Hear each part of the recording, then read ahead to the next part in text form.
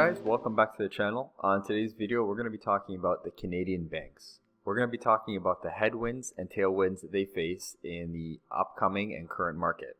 But first, we should take a look at how they did over the past year. So I put the big 5 Canadian banks up here. You can see the corresponding color and where they are on the graph. So over the past year, the best bank is BMO, the Bank of Montreal. It's up 64%. I'm actually up around 99% on it right now from when I bought it. I am super excited about BMO because I believe they're going to raise their dividend the most when the OFSI allows them to. The second best performing bank in the year is the Canadian Imperial Bank of Commerce, up 47%. Now, this doesn't mean that these are the best overall banks. It just means that they dropped the most and came back the quickest.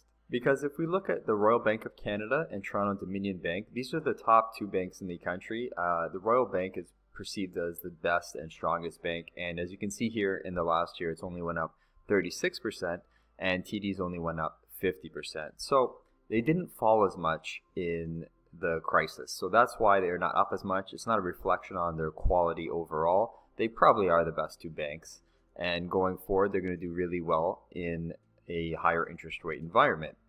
There's been a lot of talk about the FANG stocks, how good American tech companies are doing, so I just want to put it in perspective a little bit here. So on the screen, I've now put up the CIBC, Facebook, Apple, and Microsoft. So if we look at the 1-year charts, who did the absolute best? You guessed it, the Canadian Imperial Bank of Commerce. It beat out all these heavy-hitting, super high-growth American tech stocks. Now, I'm kind of illustrating what I want to show you right now, guys. I'm using a 1-year chart.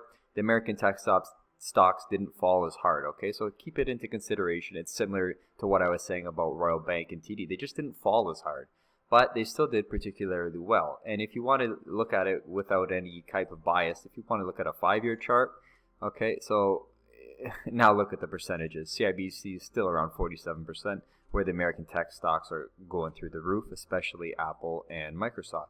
So take it with a grain of salt. Going forward, do I think the banks are going to outperform these tech stocks? No, I don't. But I think they're going to do really, really well. And now we're going to talk about the headwinds and the tailwinds. But first, I'd like to say, if you like this type of content, give me a like, give me a subscribe. It really helps the channel, so that'd be appreciated. So now we're going to talk about the headwinds. Well, in my mind, they're perceived headwinds, and they're not there in reality. The perceived headwinds are that, when interest rates rise, people are going to default on their mortgages, and the banks are going to be in trouble since they tend to lend out the most of the mortgages in Canada.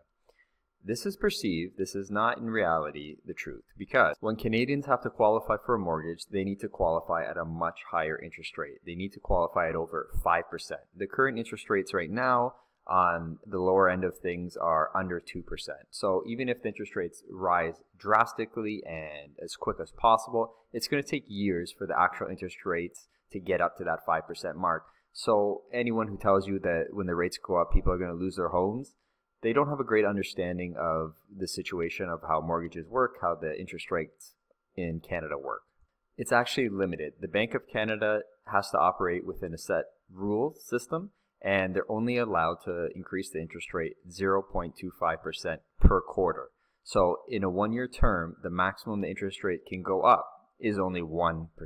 Okay, so it's going to take years, as you can see, to get up to that 5 mark where people, would start having a bit of an issue with paying their mortgages. So there's a long runway, not going to happen overnight. It's going to take years. And the thing is, when you have that long of a runway, banks can pivot. Everything pivots and changes with when you have years to go. It's not overnight and there's going to be a problem. Not going to happen. Don't worry about it, guys. No stress here. Now, I just want to touch on the biggest tailwind the banks have going forward, and it's the exact same thing as the headwind, perceived headwind. It is the interest rates. Interest rates will be rising in the next year, next 2 years. Who knows when? We're not exactly sure. We just have indications from the Bank of Canada. But when interest rates rise, the profit margins rise on all the Canadian banks because they lend out money and they take a little bit of the difference between the Bank of Canada rate and the rate that they lend it out to you, the consumer. The higher the interest rate goes, the more money the banks can make. Now, recently, the banks have had to make money other ways because interest rates, like I said, have been at historic lows. So what they're doing is exploring other avenues. The Royal Bank of Canada is the absolute best of this. They have the most income coming from non-interest related products. They are crushing it. The rest are struggling to keep up with them. Now, the capital markets have been on fire for all of the banks. Their online brokerages where they charge $10 to buy and sell have been doing really well, especially with the amount of new traders that have popped up during the pandemic. But as some of you may know, the National Bank of Canada has offered free trading, and it's my opinion that the other banks are going to soon join them, because once one does it, you're going to have to offer the same type of thing. Unfortunately, that is going to be a loss of profit, but like I said, with the raising rate environment, they're going to make a lot of money on their traditional lending practices. In my opinion, guys, we're definitely not going to see the same 50% growth in next year as we did from this year. It's not sustainable. I'm not selling any of my bank stocks. I'm holding on. I think I will turn off the drip. You heard it here first, guys. I'm turning off my drip, especially on CIBC where I drip like 7 free shares a quarter. I'm gonna start putting some money into the American tech stocks, because that's what's going to be doing really well in the future, in my opinion. So we're going to do a small pivot. Not selling anything. Don't worry. I'm staying strong with my Canadian holdings. It's time to diversify a little bit more into some tech. We're going to do some videos getting into some American tech stocks going forward. We'll see what's on sale. We'll see what looks good in the future. Thanks for watching, guys. I hope you all have all the Canadian banks. They're my absolute favorite, near and dear to my heart. I hope you guys do too. See you in the next video.